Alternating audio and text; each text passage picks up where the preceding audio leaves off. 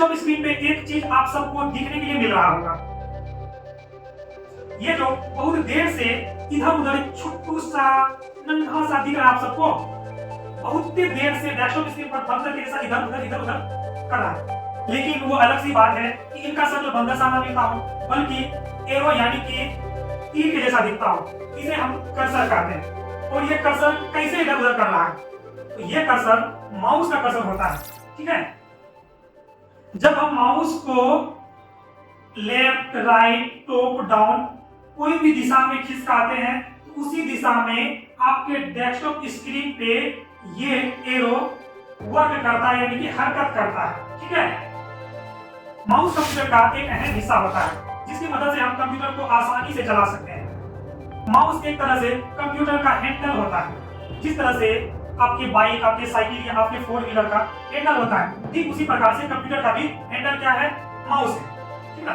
लेकिन कंप्यूटर में दो हैंडल होता है, एक माउस और दूसरा कीबोर्ड। आप पूरी कंप्यूटर को माउस से हैंडल कर सकते हैं, आप पूरे कंप्यूटर को कीबोर्ड से भी इस्तेमाल कर सकते हैं, यूज कर सकते हैं, ऑपरेट कर सकते हो। क्या आप किसी भी प्रकार के वाहन को विदाउट हैंडल इस्तेमाल कर सकते हो, चला सकते हो?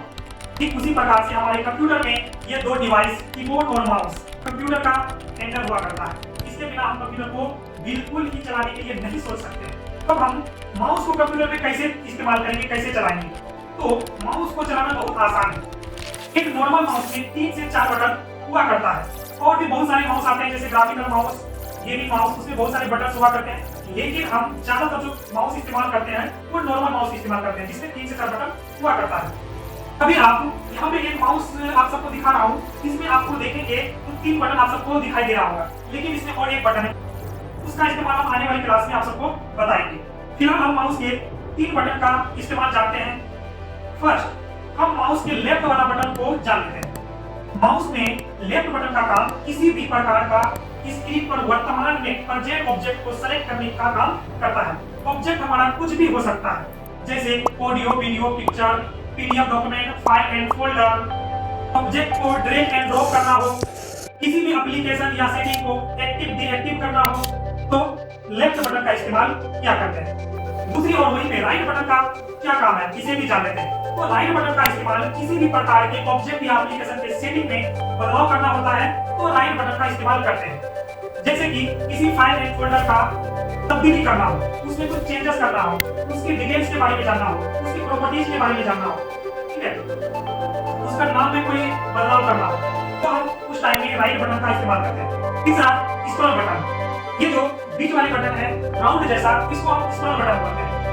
ये जो स्क्रॉल बटन है ये बहुत प्यारा सा काम करता है। इस बटन से कंप्यूटर के सेटिंग को झुलाते हैं, नहीं समझे? यानी कि कंप्यूटर में किसी भी प्रकार का लिस्ट हो, ड्रॉप डाउन लिस्ट हो, उसको ऊपर नीचे करने का काम करता है। तो स्क्रॉल बटन से हम किसी भी सेटिंग को, ड्रॉप डाउन लिस्ट को, किसी भी मेन्यू को टॉप डाउन ऊपर नीचे करने के लिए स्क्रॉल बटन का हेल्प लेते हैं।